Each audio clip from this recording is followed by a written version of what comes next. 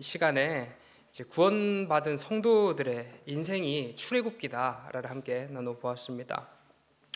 구원의 서정이라는 조금은 생소한 단어를 포함해서 말씀드렸는데요. 그 개념들을 우리가 완벽하게 이야기보다는 우리들의 인생이 출애굽기에 담겨 있다. 우리 구원의 여정이 그 길이 그 순서가 이 출애굽기에 담겨 있다 정도로 저희는 이해하시면 될 것 같습니다. 출애굽했지요. 출애굽 사건은 하나님께서 우리를 죄인 되었을 때에 우리를 부르신 사건입니다. 죄인 된 그 모습 그대로 우리를 불러주신 하나님이 바로 출애굽 사건의 하나님이시죠. 그리고 출애굽 직후에 바로 만난 것은 홍해이죠. 홍해, 제가 세례를 빗대서 설명드렸는데요. 거듭남입니다. 회심이고 믿음이고 칭의이며 양자, 하나님의 자녀됨입니다. 이 죄에 대하여 죽고 의에 대하여 살아나는 사건이 세례라고 한다면, 홍해를 지나면서 이전에 애굽에서의 죄악된 모습이 죽고 다시 하나님을 향하여 하나님 나라의 백성된 삶을 향하여 새롭게 태어났다라는 것을 상징하는 것이 바로 홍해 사건입니다. 그리고 이제 어느 길로 접어들어요? 광야길에서 40년을 헤매게 됩니다. 이 광야길은 인생이지요. 이 광야와 같은 인생길 속에서 무엇을 배우냐면, 나는 하나님만 바라봐야 하는구나. 그렇게 살아가는 것이 인간의 바른 모습이구나. 이게 창조 목적의 회복이구나. 창조 질서의 회복이구나 라는 것을 배우는 성화의 길을 우리는 광야와 같은 인생길에서 걷게 됩니다. 그러던 중에 어디에 도착하나요? 시내산에 도착하죠. 이 시내산은 하나님의 분명한 말씀, 법이 주어지는 곳인데요. 이 성화의 길인 인생 가운데 가장 명확한 안내서, 지침서가 바로 하나님의 말씀이잖아요. 하나님의 법이잖아요. 그 법이 주어진 곳인데, 제가 어디에 빗대서 설명했나요? 저희 교회, 우리 대한민국에 또 전 세계에 존재하는 교회를 빗대서 시내사를 함께 나누었습니다. 우리는 이곳 교회에서 울려 퍼진 하나님의 말씀으로 말미암아 회복되고 새로운 하나님 나라의 법과 질서를 우리 삶에 세워 나가게 됩니다. 광야를 통해서 하나님만 바라보는 법을 배워오고 있지만, 좀 더 구체적으로, 좀 더 명확하게 하나님의 법이 무엇인지, 하나님의 질서가 무엇인지를 구체적으로 알려주시는 장소가 시내산이라고 한다면, 저희의 인생길에서 그곳이 바로 교회라는 것이죠. 그렇기 때문에 하나님은 교회를 지금까지 두셨고 지키시고 계시다는 거예요. 이것을 통해서 당신의 말씀을 하나님께서 수호하시기 때문에 저희도 그 하나님의 뜻에 합당하게 이곳에 모여 매주 예배를 드립니다. 그리고 하나님의 말씀을 듣고 나눔으로써 다시 우리가 살아갈 그 광야길에서 우리가 배웠던 이 말씀을 살아냅니다. 이것이 바로 시내산이 존재했던 이유, 또 저희들의 삶에 교회가 존재하는 이유이지 않을까 생각해 봅니다. 그러다가 뭐 하나요? 금송아지를 만들게 되죠. 이것은 죄악된 우리들의 현실이라 말씀드렸습니다. 여전히 구원받았지만 여전히 죄인된 우리들의 어쩔 수 없는 그 비참한 현실을 드러내는 사건이 바로 금송아지 사건이죠. 아무리 하나님께서 만나와 메추라기로 먹이시고 구름기둥과 불기둥으로 인도하셨고 그렇게 놀라운 역사 가운데 우리를 만나주셨지만, 여전히 이스라엘 백성들 하나님을 바라보지 못하고 하나님께 돌이키지 못한 채 과거를 그리워하는 인생을 살아간다는 거예요. 그거는 이 죄로 가득한 우리들의 현실을 충만히 드러내고 있는 사건인 것 같습니다. 그러니 우리는 견디고 인내해야 되죠. 이 상황 가운데 이 우리의 죄악됨이 풀어지지 않으니 견디고 인내해야 되는데, 우리들의 힘으로 되나요? 그게 우리들의 힘으로 되지 않는다 이 말입니다. 그래서 성막이 등장하죠. 금송아지 사건 다음에 바로 이어지는 내용이 성막에 대한 내용이에요. 성막은 뭐냐면은, 내가 너희와 함께 하겠다. 너의 능력으로, 너의 힘으로 해낼 수 없으니 내가 너희와 함께 하겠다. 내가 너희와 함께 하여서 내가 그 모든 것을 이루어 주겠다. 우리 안에 내주 역사하시는 성령 하나님께서 그렇게 지금도 우리에게 말씀하고 계십니다. 내가 너희와 함께하고 내가 너희를 떠나지 않으며 세상 끝날까지, 이건 주님께서 하신 말씀이죠. 너희와 함께하겠다. 성령 하나님을 통하여 함께 역사해 주시는 우리 삼위 하나님이십니다. 그렇게 성막을 통해서 하나님과 함께 하심을 경험한 후에 이제 출애굽기가 끝나고 이제 오경이 끝난 다음에 들어가는 곳이 어딘가요? 가나안이죠. 가나안은 성경에서 이제 하나님의 나라로 비유되고 있습니다. 그곳에서는 가장 영광스럽고 찬란한 이 몸을, 부활된 부활체를 가지고 그곳에서 죄도 전혀 느끼지 못하고 그냥 하나님 바라보는 것만으로도 그저 기쁘고 즐거울 수밖에 없는 그 상태의 삶을 영원토록 이어가게 된다는 거죠. 그 인생의 저희의 삶과 출생과 죽음까지, 죽음 이후의 삶까지의 여정이 바로 출애굽기에 담겨있는 내용이다를 지난 시간에 함께 나누어 보았습니다. 네, 오늘 레위기 함께 나눌 텐데요. 레위기는 크게 네 가지로 나눌 수 있습니다. 제사에 대한 1장부터 7장까지의 내용, 그리고 제사장 정결, 의식, 규례 이런 걸 8절부터 10장까지의 내용이고요. 그다음에 정결법 11장부터 16장까지, 그다음에 거룩법 17장부터 27장까지의 내용, 이렇게 총 네 가지 정도로 크게 분류할 수 있을 것 같습니다. 제사는요, 번제, 소제, 화목제, 속죄제, 속건제, 여러분 지금 주일에 함께 나누는 그것처럼 그 제사법에 대한 내용이 나옵니다. 번제는 이제 속죄를 위한 제사이지요. 죄인이 직접, 죄를 지은 죄인이 그 짐승의 각을 뜹니다. 이렇게 자르는 거죠. 그리고 난 다음에 뭐냐면 동물에게, 바쳐질 제물에게 안수를 하는데요. 이것은 뭐냐면 이 자신과 이 동물을 동일시하는 의식입니다. 이렇게 했을 때 이 그 모든 상황들을 경험하면서 아, 내 죄가 이렇게 무겁구나, 내 죄가 이렇게 깊구나라는 것을 충분히 누릴 수 있는 장치로서 발동했습니다. 이 사건을 통해서 하나님 앞에 겸손함으로 나아가면서 이제 죄를 속죄하는 제사가 바로 번제입니다. 소제는 이제 감사의 제사입니다. 모든 것을 갈아서, 목사님 표현대로 자신의 모든 것을 갈아서 이렇게 하나님 앞에 올려드리는 제사인데요. 여기에는 이제 뭐 누룩이라든지 아니면 번지르르한 꿀 같은 걸 바르지 않아요. 이 부패 요소가 되는 다른 첨가물들을 넣지 않고 언약의 상징인 소금만 들어가게 됩니다. 그것이 바로 소제가 가진 특징입니다. 화목제는 화목이라는 말에서 포함되어 있듯이 평화, 이 화목을 위한 제사입니다. 일부는 이제 제사로 불에 태워드리고요, 나머지는 함께 나누는, 화목을 나누는, 실천하는 제사가 바로 화목제입니다. 그다음 속죄제는 정결에 대한, 그러니까 뭔가 정결법들이 있었잖아요. 그 정결에 대한 문제가 생겼을 때, 또는 부지 중에 나도 미처 알지 못했지만 그럼에도 죄를 지었을 시에 발생하는 그 죄에 대해서 드려지는 제사가 바로 속죄제이고요. 오늘 함께 또 나누었던 속건제는요, 여호와의 성물, 성전에 바쳐진 물건이라든지 아니면 하나님께 바쳐진 물건이라든지에 대해서 지은 죄 또는 부지 중에 지은 죄를 가리켜서 그때에 이제 드리는 제사를 가리켜서 속건제라고 부르는데요.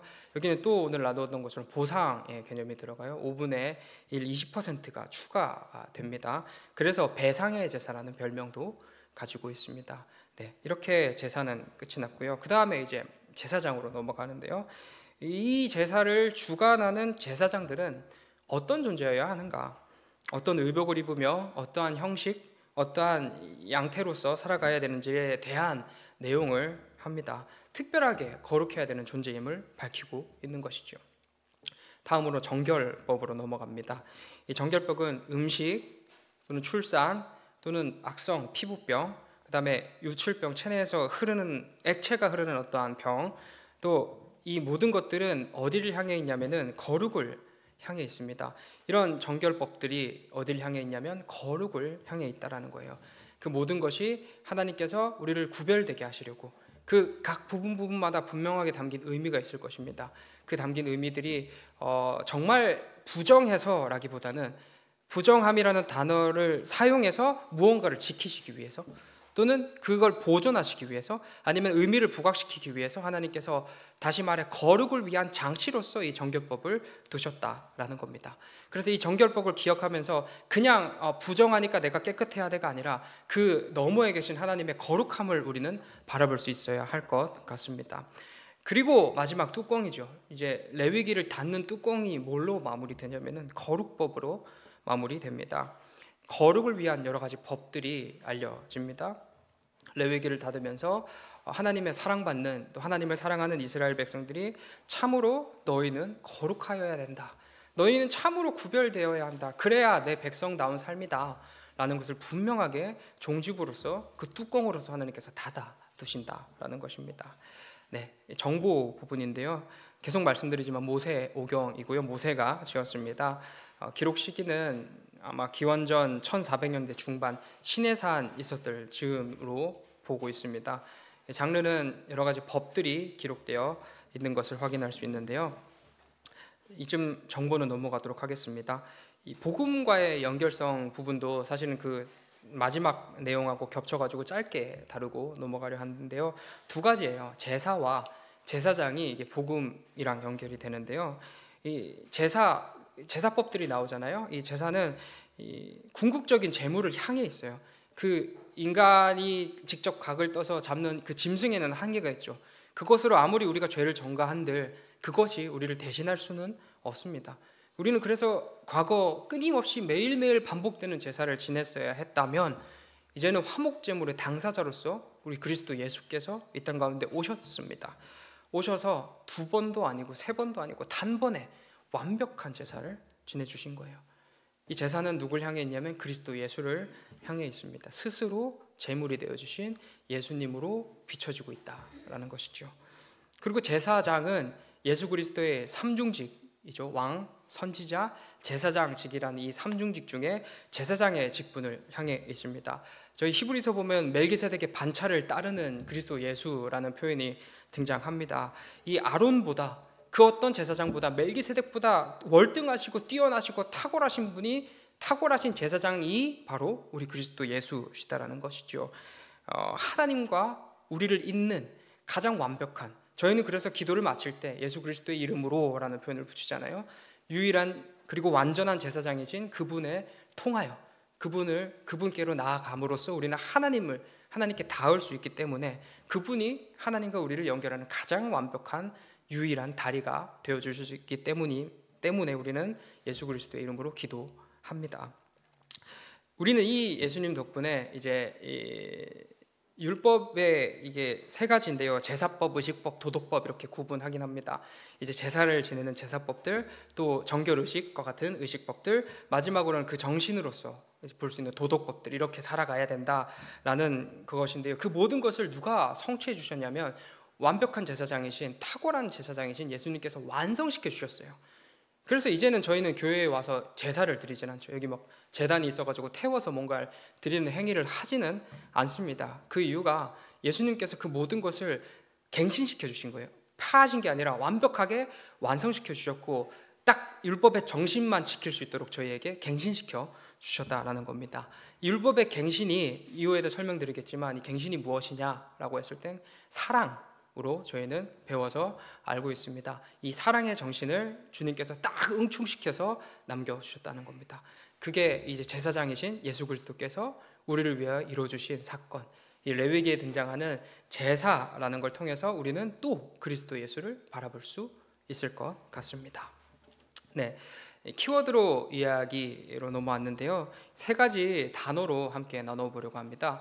제사, 율법, 그 다음에 거룩이라는 단어로 레위기가 무엇을 이야기하고 있는지를 함께 나눠보려 하는데요.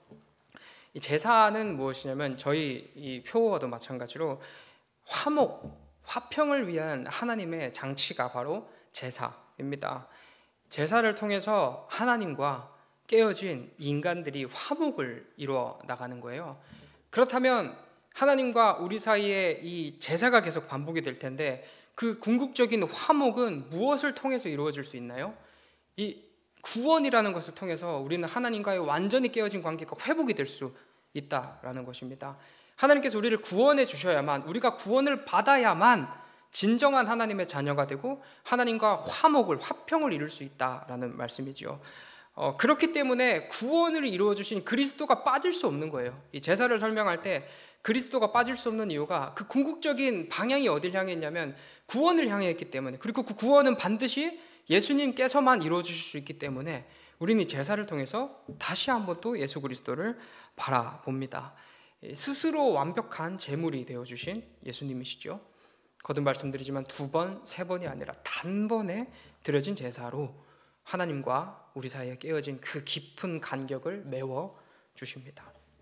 그리고 그 예수님께서는 가장 탁월한 우리의 제사장이 되어주시죠. 영원한 제사장이신 예수님께서 지금도 우리와 영원토록 함께 하심으로 하나님과 우리 사이를 여전히 죄 지어서 여전히 무너지는 우리를 포기하지 않으시고 끝까지 함께 하셔서 우리를 꼭 감싸 안으셔서 저희 유아 유치부 아이들한테 설명드릴 때는 포장지가 예수님이라고 설명을 하는데요. 그 물건 속에 아무리 더럽고 추악한 게 있어도 정말 예쁜 포장지로 딱 덮으면 우리는 선물로 그걸 받아들인다. 그러니까 하나님께서 우리를 선물로 받아주시는 것도 물론 우리를 사랑하시는 것도 있지만 그리스도 예수라는 가장 밀접하게 우리랑 붙어있는 그 아름답고도 향기나는 포장지 덕분에 우리는 살 수 있다라는 라는 겁니다. 그렇게 예수님이 세상 끝날까지 우리를 떠나지 않아 주세요. 그렇게 함께 해주시기 때문에, 그런 제사장이시기 때문에 우리가 하나님과 참된 화목을 누린다라는 것입니다. 또 한편 제사는 정결을 위한 장치입니다. 죄를 지었을 때 이 정결을 위해서 이제 제사를 드리는데요. 제사법에는 우리가 실천해야 될 여러 가지 것들이 나오지만요, 그 이면에 드러나는 정신은 무엇이냐면, 너희는 할 수 없다. 궁극적으로 놓고 보면 너희는 할 수 없으니 내가 하겠다. 그래서 예수님이 오셨어요. 이걸 우리에게 지켜라고 주셨지만 하나님의 진짜 마음은, 그럼에도 너희가 그것을 완벽하게 지킬 수 있기 때문에 내가 너희에게 준 게 아니라, 너희 그거 할 수 없으니 내가 너희를 구원하겠다. 내가 너희를 의롭게 하겠다. 내가 너희를 친히 살리겠다라는 하나님의 사랑의 메시지가 바로 제사가 주고 있는 메시지입니다. 누가 오시나요? 그래서 예수님께서 오셨다라는 겁니다. 다음으로 율법인데요. 율법 역시 정결을 위한 법이지요. 율법의 기능에 대해서 예전에 함께 나누어 보았는데 3가지 기능이 있었습니다. 정죄의 기능, 죄가 무엇인지를 분명하게 밝혀주는 기능을 율법이 합니다. 그리고 죄가 밝혀지면 죄가 죄인 줄 아는 우리는 죄를 짓나요? 참나요? 참게 되죠. 이렇게 지을 수밖에 없겠지만 어쨌든 죄가 무엇인지 안다면 우리는 조금이라도 참으려고 합니다. 이에 율법은 죄를 억제하는 기능을 가지고 있어요. 죄를 분명하게 드러내는 정죄의 기능이 있고, 또 죄를 억제시키는 기능이 있고, 3번째 마지막으로 살찌리게 율법의 주 기능인데요, 하나님의 뜻이 무엇인지를 율법이 분명하게 밝혀주고 있다는 겁니다. 이 정죄를 통해서, 죄 억제를 통해서 이게 하나님의 뜻이구나라는 것을 분명하게 깨닫게 해주는 장치가 바로 율법이라는 건데요. 그렇다면 이 율법에 드러난 하나님의 뜻은 무엇일까요? 애초에 율법이 우리에게 주어졌을 때, 하나님께서 율법을 주셨을 때 너 이거 완벽하게 지켜야 돼, 이거 반드시 완벽하게 지켜야 돼, 너희는 지킬 수 있어 라고 생각하셔서 우리에게 주신 법이 아닙니다. 하나님께서는 처음부터 우리가 완벽하게 지킬 수 없음을 아시고도 율법을 그럼에도 지켜라 라고 주셨어요. 그 이유가 무엇이냐면은 너희의 힘으로 할 수 없으니 나 의지하거라. 이 출애굽기 전체적인 내용하고도 동일합니다. 율법을 줌으로써 너희 완벽하게 지켜야 돼, 내가 지켜볼 거야, 이렇게 틀리면 뭐라 하시고, 이렇게 엄격한 하나님이시기보다는, 법이라는 게 사실 엄격한 개념이긴 하지만 사실 너무나 따뜻한 법이 율법입니다. 너희가 지킬 수 없는 거 좀 깨달아라. 자꾸 너희 힘으로, 너희 능력으로 뭐 해내려 하지 말고 나 바라봐라. 내가 너희를 위해서 다 해줄게. 그러니 나 의지하며 살아가자 라는 하나님의 호소이자 하나님의 또 사랑의 메시지가 바로 율법이 우리에게 주는 메시지라 생각됩니다. 우리는 이 율법이라는 렌즈 안경을 통해서 비로소 하나님을 바라볼 수 있죠. 그렇다면 이 율법의 구체적인 내용이 무엇인가요? 어떤 내용을 통해서 우리는 할 수 없으니 하나님을 바라보아야겠다로 나아갈 수 있을까요? 율법에 얘기하는 바 사랑이죠. 크게는 사랑이고 좁게는 하나님 사랑, 이웃 사랑입니다. 이것이 바로 예수님을 통해서 우리가 직면할 수 있게 된, 그 모든 것을 완성시켜 주신 예수님을 통해서 우리가 직접 만날 수 있게 된 율법의 정신, 사랑이지요. 가장 먼저 율법은 하나님 사랑을 얘기를 하는데요, 이 하나님 사랑이 우리가 하나님을 어떻게 사랑해야 되는지를 먼저 말씀하시기보다는 내가 너희를 어떻게 사랑하는지를 먼저 말씀하십니다. 우리가 받고 있는 사랑이 얼마나 큰지를 주님께서 계속 말씀해 주시는 겁니다. 이 법이라는 것 자체를 주시는 것도 하나님의 사랑입니다. 하나님께서 우리를 건져주셨고요, 하나님은 우리를 교육도 해주시고요, 우리를 잘 살아갈 수 있게끔 법도 우리에게 주시고, 우리를 위해서 하나부터 열까지 우리 주님께서 다 해주시는 겁니다. 이 누구 좋으라고 하나님께서 해주시나요? 하나님 당신 좋으라고 하시기보다는 우리 좋으라고, 우리가 건강하고 바른 창조 질서대로의 삶을 살아가는 게 옳기 때문에, 그것이 하나님에게만 좋은 게 아니라 보다 우리에게 더 풍성하게 좋은 것이기 때문에, 그래야 우리가 사는 것이기 때문에 주님께서는 그 법을 우리에게 사랑으로서 주시는 것입니다. 참 감사한 일이죠. 이 죄인된 우리, 죄 때문에 죽을 수밖에 없고 아무런 힘도 쓸 수 없는 우리에게 친히 우리에게 법도 주시고 구원도 주시고 다 해주신 하나님에게 우리는 마땅히 드러나야 될 바 감사라는 마음이 드러날 수밖에 없습니다. 우리는 이 감사의 동기로 하나님을 사랑함으로 나아갑니다. 다른 동기이기보다는 우리가 하나님의 법을 잘 지키고 순종함이 물론 그 끝에 하나님이 주시는 복도 있겠죠. 은혜도 있겠죠. 하지만 그 이전에 그 모든 것의 동기가 뭐냐면 내가 받은 사랑에 대한 감사, 하나님 감사합니다라는 감사의 표현으로서 우리는 하나님을 사랑하게 됩니다.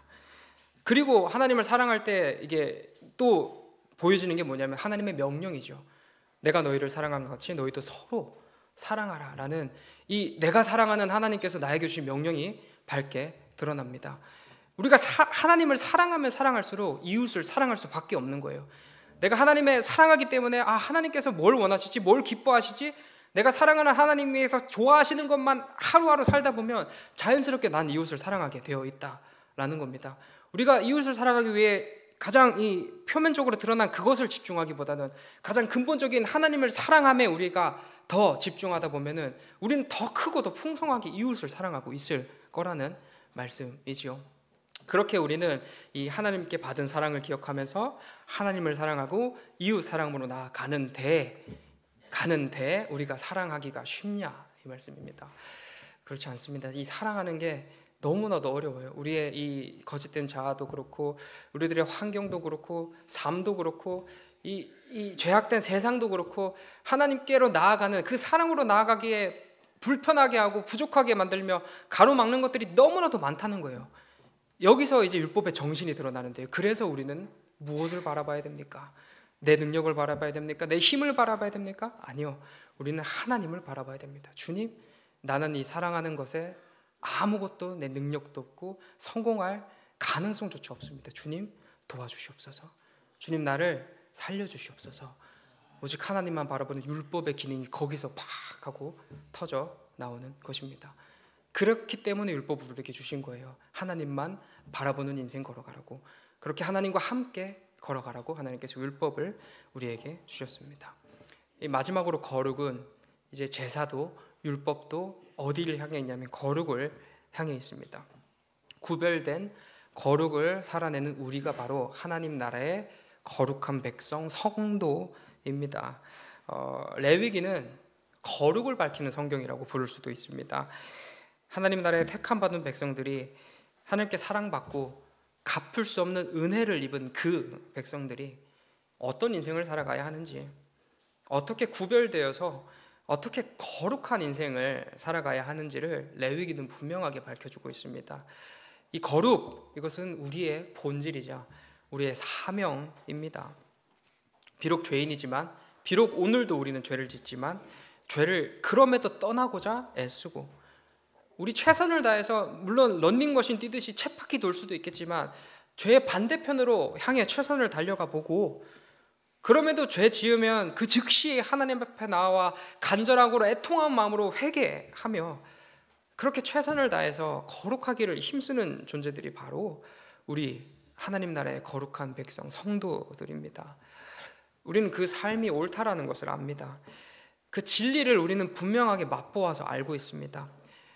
이에 힘들지만 어려워도 그래서 어렵기 때문에 돌이켜 다시 죄의 길로 애굽으로 가는 인생들이 아니라 비록 힘들지만 어렵지만 오늘 실패했지만 내일 또 넘어질 것 같지만 포기하지 않고 하나님을 향해 구별된 거룩을 살아내는 자, 그 자들이 바로 우리 그리스도인입니다.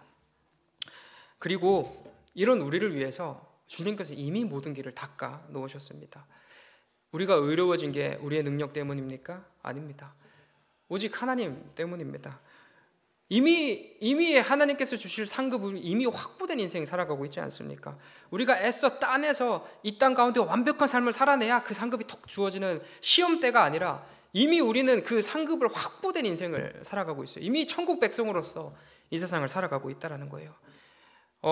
그저 우리가 하나님 안에 살아가면서 사랑하는 삶은 완벽을 위한, 내가 진짜 완벽하게 해내야지만 이 천국이 나에게 주어지는구나 라는 그 시간들이 아니라 우리는 비록 넘어질지언정 비록 실패한지언정 최선을 다해서 그럼에도 나를 구원하신 하나님께 참으로 감사하는 마음으로 이 죄인된 심정으로 그 부끄러운 마음으로라도 기어서라도 사랑으로 나아가는 인생이 바로 우리들의 인생인 것입니다.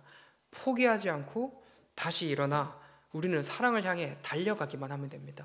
넘어지겠지요. 실패할 겁니다. 우리는 절대 성공할 수 없습니다.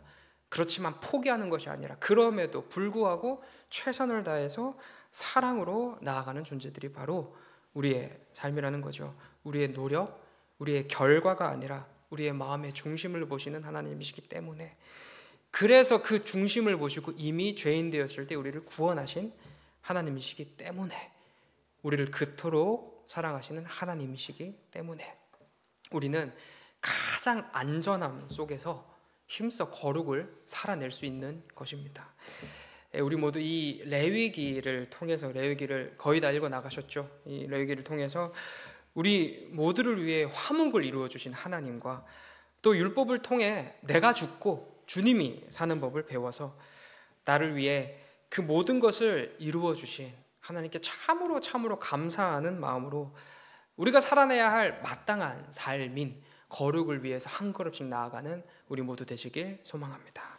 아멘. 기도하겠습니다. 사랑이 많으신 하나님 아버지, 우리에게 이토록 귀한 레위기를 선물로 주셔서 감사합니다. 이 세상을 살아가며 하나님 모른 채 하나님 없이 살아갈 수밖에 없었던 우리들의 인생이었으나 우리를 친히 구원하여 주셨고 우리들의 모든 앞길을 예비해 주셔서 감사합니다. 그럼에도 바르게 살지 못하는 우리들의 삶을 위하여 구체적인 하나님의 법과 질서를 알려주심에 감사합니다. 우리 이 레위기를 통해서 하나님 더욱 바라보면서 하나님 안에 깊이 들어감으로써 하나님과 함께 걷는 이 삶이 참으로 만족스럽고 참으로 기쁜 삶이라는 것을 잊지 않게 하시고 우리 그 감격함으로 말미암아 거룩하고 복된 인생 살아갈 수 있게 인도하여 주시옵소서. 감사드리며 예수님 귀하신 이름으로 기도드립니다. 아멘.